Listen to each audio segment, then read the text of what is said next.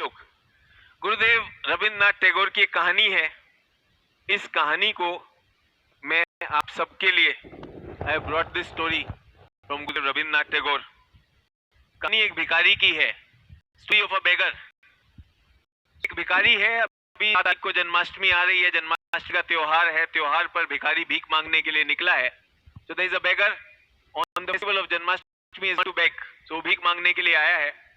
उसके पास एक पोटली है जिसमें उसे भीख मांगनी है। वो बहुत खुश है, बहुत जोश में है कि त्योहार पे लोग दिल से दान करते हैं, तो आज मैं बहुत कुछ लेकर आऊंगा।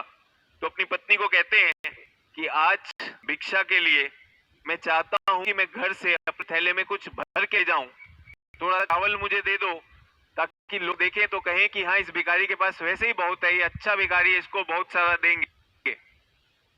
तो भीख मांगने के लिए भिखारी निकला है। सभी लोग मुझे सुन पा रहे? यस। भिखारी के पास पोटली है, उसमें थोड़ा सा चावल है। भिखारी भीख मांगने निकला है। भिखारी घर से निकल गया। So beggar is out of the house. उसी राज्य में, द सेम किंगडम, उस राज्य में अकाल पड़ा हुआ है। अकाल क्या होता है? Famine, shortage of food. राजा बहुत दुखी है। राजा अपनी प्रजा का ख्याल रखना चाहता है। तो राजा ने राजपुरोहित को बुलाया और बोला, पुरोहित जी, ये बताइए कि हमारे राज्य में अकाल है, तो हम कैसे इसका निवारण कर सकते हैं? How can we get rid of this famine? इस अकाल का क्या करें?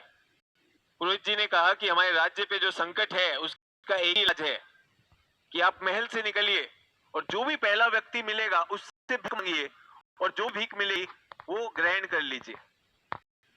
So there is a famine in the kingdom, and the king is asking the priest, what should I do?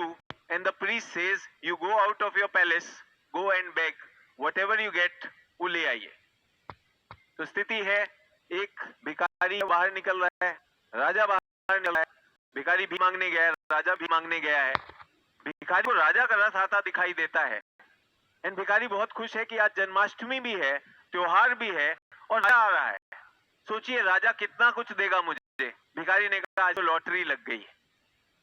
राजा आया, राजा का रथ रुका, राजा रथ से उतरा, भिखारी के पास गया, और राजा अपने घुटनों पर आकर भिखारी से बोला, भिक्षाम देहि, मुझे भिक्षा दो।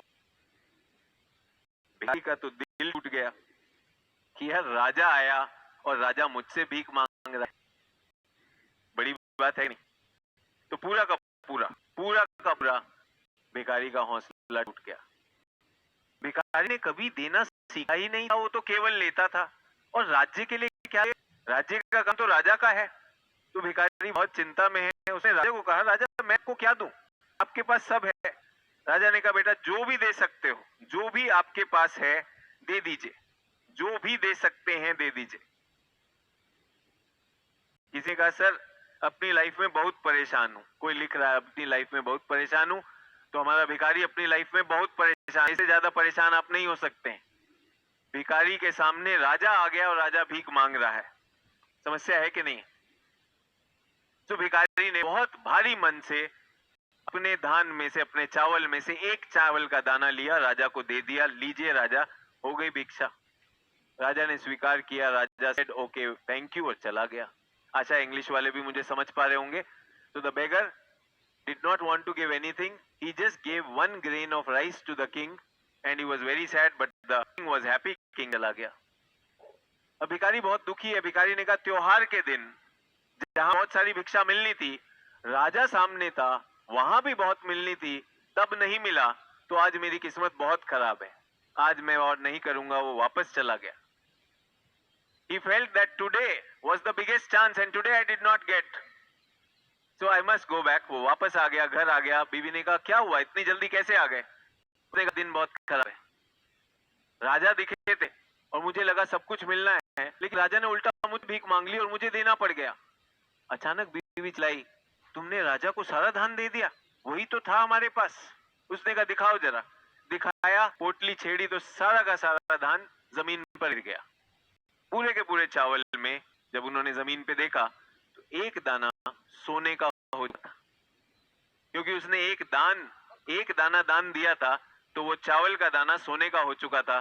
जैसे ही दोनों पति पत्नी ने वो देखा कि एक दाना सोने का हो चुका है, दोनों ने सिर पकड़ लिया कि अरे यार, अगर ये दान देने से हमारा दान सोने का हो जाता तो मुझे तो ज्यादा से ज्यादा देना चाहिए था।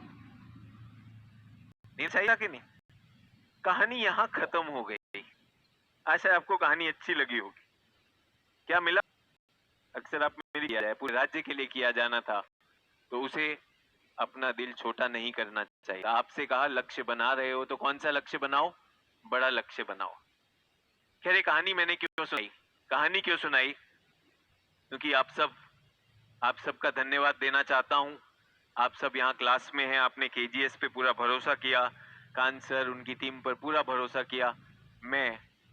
हम सब वो भिखारी हैं, हम सब वो भिखारी हैं, और हमारी झोली में थोड़ा सा ज्ञान है। ज्ञान तो नहीं है, थोड़ा सा ज्ञान है, और मैं वो सारा का सारा आप लोगों को देना चाहता हूँ। उसमें कुछ नहीं रोकना चाहता। मैं वो गलती नहीं करना चाहता जो उस भिखारी ने की। तो मैं ऋणी हूं आप लोगों का कि आप लोगों ने हम पर, शिक्षकों पर, ये अवसर प्रदान किया कि हमारे पास हमारी झोली में जो है वो आपको दे सकें, और आप उसे अपने सपने में कहीं पर सम्मिलित कर कर अपने मार्ग में यूज कर सकें। तो इस आग्रह के साथ कि ये शिक्षक आपके लिए हैं, हमारा जितना आप यूज